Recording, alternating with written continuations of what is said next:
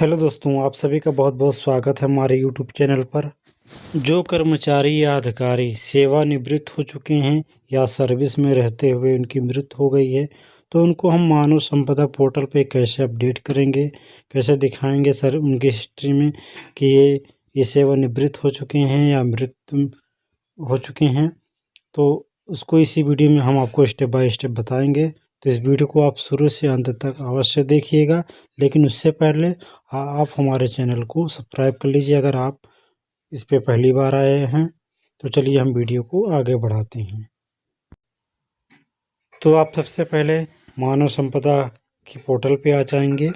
मानव संपदा पोर्टल का आप वेबसाइट जानते होंगे, वेबसाइट का लिंक आपके सामने है। उसके बाद हमें मानव संपदा पर जो कर्मचारी सेवानिवृत्त हो चुके हैं या मृतक कर्मचारी का डाटा अपडेट करना है। तो उसके लिए सबसे पहले आपको एस्टेब्लिशमेंट डाटा एंट्री रोल वाले कर्मचारी से हमें लॉगिन करना पड़ेगा, क्योंकि एस्टेब्लिशमेंट डाटा एंट्री के से ही जो है सेवानिवृत्त और मृतक कर्मचारी का डाटा अपडेट किया जाता है।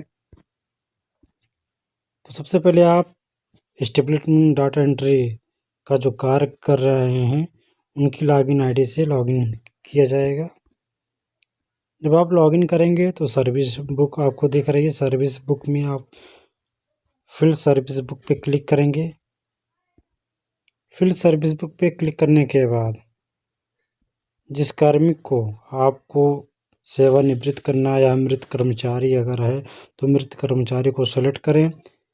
और यदि HRMS कोड मालूम है तो आप सर्च बॉक्स में HRMS कोड सेलेक्ट कर सकते हैं, सर्च कर सकते हैं। आप सेलेक्ट कर लीजिए, कोई एक करेंगे तो संबंधित का डाटा सामने आ जाएगा। संबंधित का डाटा खुलने के बाद कुछ इस तरीके से भी होगा। आप एरो देख रहे होंगे सर्विस हिस्ट्री में। सर्विस हिस्ट्री में आप जो है क्लिक करेंगे। सर्विस हिस्ट्री में क्लिक करने के बाद कुछ इस तरीके का पेज खुलेगा आपको। आप इस पे एम्प्लॉय हिस्ट्री शीट पे आप क्लिक करेंगे। इस पे क्लिक करने के बाद यदि सेवानिवृत्त कर्मचारी है तो आप ऑर्डर नंबर और ऑर्डर डेट, किस दिनांक को सेवानिवृत्त हुआ है, ये चूज करेंगे। ट्रांजैक्शन से ही आपको रिटायरमेंट का ऑप्शन मिल जाएगा या मृत का डेथ अर्थात डेथ का ऑप्शन मिल जाएगा। ये भी ध्यान रखिए कि मृत की दशा में आप मृत प्रमाण पत्र का जो आदेश संख्या है और किस दिनांक में ऑर्डर हुआ है, आपको उसको ऑर्डर का जो आदेश है, आदेश का डेट है, आप उसको फिलअप करेंगे। उसके बाद किस कर्मचारी मतलब किस ऑफिस से रिटायर हुए हैं या किस ऑफिस में काम करते हुए संबंधित कर्मचारी की मृत्यु हो गई है, आप उसका डिटेल फिलअप करेंगे। ये देखिए, जैसा कि मैंने आपको बताया कि ट्रांजैक्शन में सेवानिवृत्त की दशा में रिटायरमेंट, मृत की दशा में डेथ सेलेक्ट करना पड़ेगा आपको। उसके बाद सेवानिवृत्त की दशा में आप सेवानिवृत्त आदेश या मृत की दशा में मृत प्रमाण पत्र का आदेश PDF फाइल आपको बनानी पड़ेगी। PDF फाइल बनाकर अपलोड फाइल पे आप अपलोड करके डाटा सेव करेंगे।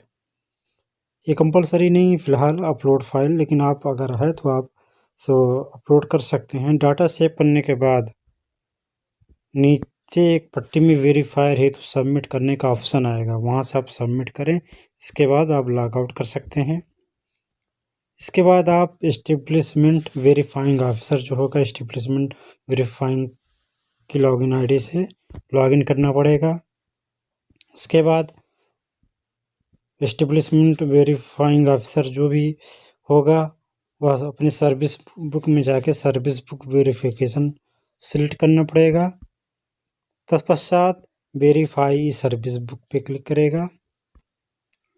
उसके बाद service book submitted employ list में संबंधित कर्मचारी का नाम सेलेक्ट करना पड़ेगा एवं डाटा मिलान चेक करना पड़ेगा। अगर सही है तो चेक करने के बाद वेरीफाई करें, अर्थात उस कर्मचारी को जिसको डेथ पे स्टेब्लिशमेंट डाटा एंट्री ने दिखाया था डेथ या रिटायरमेंट, वो वेरीफाई हो जाएगा, अर्थात सही है। और इसके बाद एस्टेब्लिशमेंट वेरीफाइंग कार्मिक जो है वह लॉग आउट कर देगा। तो इस तरह की प्रक्रिया थी।